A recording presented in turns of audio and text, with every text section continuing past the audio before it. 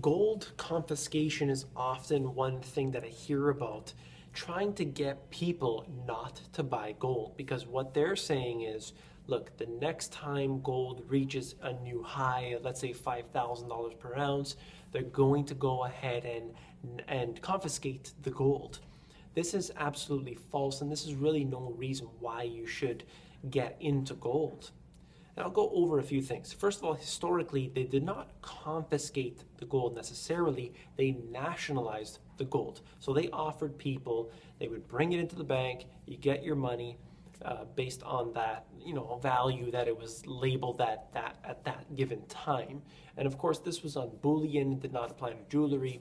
And, there were other things that people don't really realize. So what I want to get to is the fact that you shouldn't be not buying something because you think they may confiscate it or nationalize it.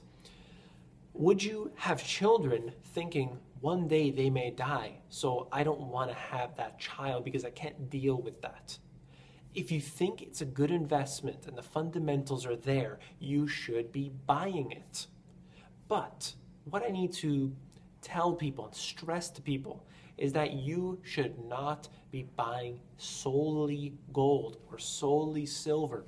Well, silver's a good deal right now, I gotta buy silver. You gotta buy silver, but you gotta buy gold, and you need to diversify in the two. If you're getting into precious metals, you shouldn't be just buying one or the other. You should really be diversifying out and getting into multiple precious metals. You need to diversify, and also do not exclude junk silver, because junk silver will be very valuable regardless of what happens with the bullion. Junk silver always will remain valuable, and of course the bullion will remain valuable too. And it would be a good thing to have both bullion, coins, and if you know what you're doing only, you can get it into the numismatics. So I just want to stress to people, it's really not to really worry about the gold confiscation. Don't worry about that. And there are other methods. For example, gold money.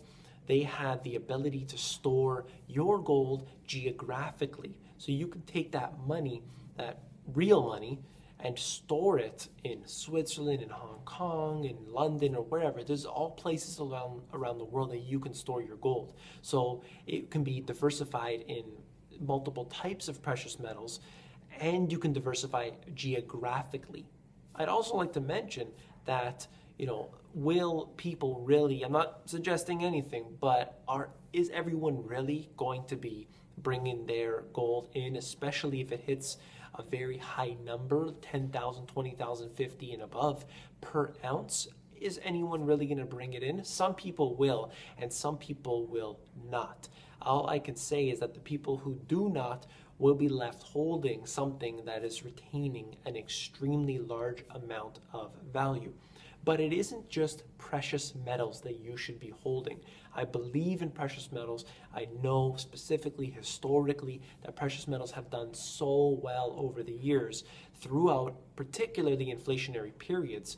But you should also have other things like storable food, land, and real estate, and all other things that I've gone over so many times in other videos, where these things will also hold value. So it's not just the precious metals that you should be holding on to, especially if you can't eat. Of course, you can sell the precious metals, and I get that, but it is very important to have something like storable food in case we do have a collapse scenario. What about a hyperinflation that sends food prices so high you can't afford it? Do you really want to sell those precious metals, or would you prefer to hold on to the precious metals for a little while and use your storable food for that time, your canned food, everything? So that's one thing I wanted to mention. Do not fear the gold confiscation. That is simply not a reason to avoid gold. I really suggest that people do look up gold, do your research, and if you found what I found, that it does particularly well during inflationary periods,